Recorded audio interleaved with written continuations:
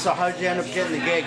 Well, it's been a little over 2 years now, so less than new, I suppose, but newest. I was in a band in Michigan, touring and working hard. We were kind of the next up-and-coming band out of Grand Rapids area, and we've done multiple shows with PopEvil, done some touring with PopEvil, and I kind of befriended the guys, and obviously was using my best to use their networking as my networking.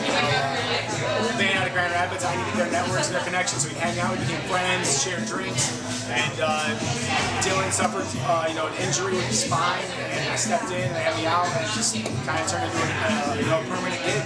Yeah, awesome. So this is your actually second tour with Hollywood Undead. And I guess the guys know that like you guys are really good friends with the bands. Yeah, they're really nice guys. Yeah, and so this is the first of the date of the House of Blues 20th anniversary tour. So this is the kickoff date of the tour. So what are you sort of expecting from fans? You know, I just want fans to have a good time. I hope that fans, have expectations for the show and for us. Obviously, both bands have newer albums out, and so there's going to be some new material. They should expect a really great show. I mean, that's what's important to me is what the fans expect. I know it's going to be a great time. Those guys are really nice guys. They're always entertaining. We've already had the privilege of sharing stage with them this year at Carolina Rebellion. So, I mean, both these bands are going to bring it. I just want fans to come out and have a great time, and that's what it's about. Coming out and seeing a great live show. Yeah. So right now, Hollywood Undead has that sort of hip hop, sort of rap metal going on, and then you guys have your sort of big hard rock sound. All Hail the Yeti has the sort of slower, sludgy metal sound. So you have like 3 bands, and then 3 Pill Morning has their sound. So how do you guys sort of get together and make the sort of tour work? I think that's awesome when bands do that. Last year we were privileged to be part of Trespass America. Right. Which was 7 bands. They were really 7 completely different bands. From one extreme like us to like a Mirror, and then to like Five Fingers, who were more radio like us, and then back to like Trivium, who's kind of off the map. Yeah. I love that, and as a fan, I'm very much still a fan of music and of live shows. I love going to shows and seeing multiple acts that sound like multiple acts, Yeah. If I wanted to watch 3 bands that sound the same perform, I'd just go watch one band for 3 hours. So, people should come out and expect a variety and expect great shows, though. That's what it's about. In the 80s and 90s, that was a more popular thing. Bands did that. Skid Row went out Pantera, and that's they mixed awesome. it up. Exactly. I think it's exciting. It leaves something. Not only is it fun and different for the bands, but I think it helps introduce fans to other bands. Maybe you're a Pantera fan, and you went out to see Skid Row, and all you know is I Remember You. And you realize that Slave to the Grind's actually a really kick-ass record, man. Like, they gave it a chance. Or vice versa. Maybe you love I Remember You, and you saw Pantera, and this love broke you in, or whatever. And I hope that happens. Cross-marketing and cross-genre touring is a very cool thing. And I would love to see people be more open-minded and just take it on and enjoy it. So you guys have a new album out.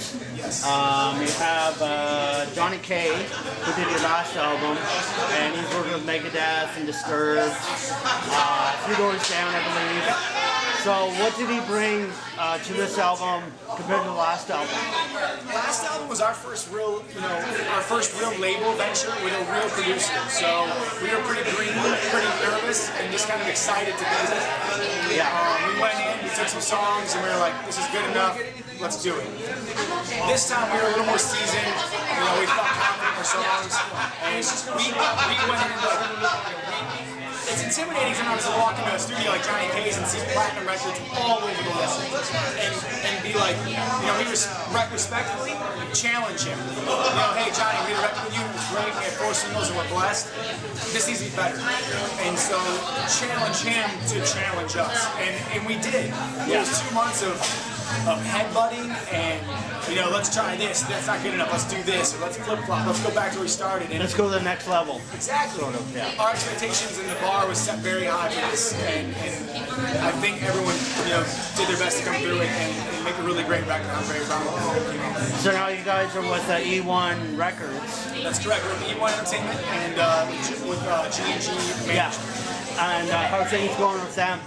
Yeah, things are going well. I mean, they supported us, they supported the record, and that's really all you can ask from the label today. You know, we love those guys, it's a great relationship, and no complaints. I mean, there's not a lot of record labels under the metal scene, but why pick them over, let's say, Metal Blade or Nuclear Blast? I think it was kind of them picking us. Okay. You know, we were with Universal for the last record for a short stint, and we presented them with War of Angels, they didn't want it. And so we were kind of stuck. We got out, and E1 of all labels took a chance on us. And you know, now we've had the success of War of Angels, and our new single Trenches right now is you know, on the brink of going #1. Awesome. And so now, of course, labels are interested, but E1 was interested and willing to work and take a chance on us while the labels weren't. Yeah. I think that's something that we won't ever forget. So you mentioned that you have Trenches out. I think it came out in May. I believe we released it as a single in March, I think. But as far as the video, it came out in May. Oh yes, yeah. So what was the creative direction behind that? Like, who came up with that? And okay, we went to Sweden to shoot 3 music videos together. With intentions of releasing them as a trilogy. So this is part 1. This is actually part 3. We're releasing them in reverse order. And all the songs may not be radio singles, but Trenches coincidentally was. It's part 3 of the trilogy. Yeah. And you know, we wanted to reflect the story of an outside character, about struggle, and I mean, the song's pretty straightforward. You know, it can be interpreted from what kind of trenches you're getting out of, but it's obviously about coming from a dark place and getting to the place you're at now. And it was a fun video. It was us throwing down live in a historic castle in Sweden. We had a great time. It was awesome. So do you think it's important for a lot of bands to do videos nowadays? I mean, I'll always be a fan of videos. Yeah. I think some people would argue it's less important. I think labels would argue it's less important. And I still disagree. I'm a guy that maybe, you know, MTV's not making videos, but I can get on the internet and spend 2 hours straight watching dance music videos. Yeah. Vivo and YouTube. I very much love seeing bands, whether it's live or videos or, you know, that visual. It's just another sense of artistic spin on that song. I'm very much a sucker for that. So being a drummer, so how do you prepare for every show? Because it's grueling work being a drummer, being behind the kit. So do you have sort of any sort of ritual thing that you do? I mean, ritual is probably an extent. I mean, I try to stay pretty healthy. I try to eat pretty clean. I'm somewhat of I'm a touring CrossFitter. I carry weights and stuff under the bus, trying to keep myself active and in shape. But as far as before shows, you know, the biggest thing people would probably notarize me with is I play barefoot always.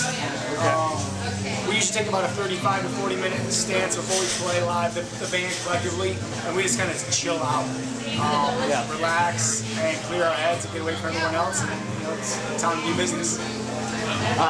So being a drummer, and this might be sort of a question I hear all the time, but who are your influences when you're growing up being a drummer? Who do you sort of idolize? Yeah, I grew up, I didn't start playing drums until I was like 20. So you're a late bloomer. I was. I played saxophone at a really young age, and I was an athlete, but... So what made you switch over to drums? Honestly, we were starting a band in college, and it was a cover band. Really, just our only objective was to make some extra money on the weekends and drink for free. And so I was singing, and I was like, you know, we weren't phenomenal. But we were a cover band. You have to be great. Yeah. So what was the cover band? So who'd you cover? We were doing anything, but what we at the time were looking for a drummer still. So we were doing some active rock covers, some like fun hip hop, top 40 covers, and we were really willing to do anything fun. Yeah. And exploring for a drummer, this kid comes in and tries out, and he was a pretty okay drummer. Nobody was blown away. We're like, he's good enough. And he's like, well, I've always really wanted to try singing. And we're like, oh, everyone thinks they're a good singer. So we let him sing. And I was a trained musician on another instrument, so I just tried to keep a beat, basically. And this kid's singing, he's brilliant, he's amazing, he's a phenomenal voice. And we're like, we have something really special. And it was never like discussed, let's find a drummer. It was like, Chachi learned drums, Dex is gonna sing, that was it. And then we dropped the cover band and we started writing. That ended up being the band that projected me to find PopEvil, and I just fell into this gig. So where was your training from? Like what school? I actually I did a concert band, jazz band all through middle school and high school. When I got to college, I went to school for music management, music industry and business, and people found me during that stint. I mean, I was in and out of college to tour, then go back and do some more classes, and I'd go on a tour, come back, and then people called me, and I left full time. Yeah. But still affected by drummers. I mean, Blas Elias from Slaughter was one of my first guys ever to stick it to your video. Dave Grohl will forever be a giant influence on me. As a drummer, as a person. Questlove from The Roots is one of my favorite music individuals, just icons. Guys I really look up to. Nice. So after this tour, what is your sort of next venture? Are you guys doing any more touring? So any festivals or? Well, we already did. I mean, festival season's starting to close out. We're actually going. You guys are in Vancouver. We're going to Boonstock in Alberta this week. We've done Rock on the Range this year. Carolina Rebellion. We jumped up in Rockville. I mean, we did most of the big ones. We did Oklahoma last year. Festival season's a great time. A lot of fun. I'm excited for tour season. It gives you an opportunity to get out with one band for a extended period of time and bond a little bit. Yeah. And that's always cool. Whether it's cool when you go out in a band who maybe you didn't love or maybe you didn't listen to their music before, and then even you find yourself liking their music because you like them, and it's a really cool, unique experience. I love tours. All right, man. I think we're gonna wrap it up, and I appreciate your time.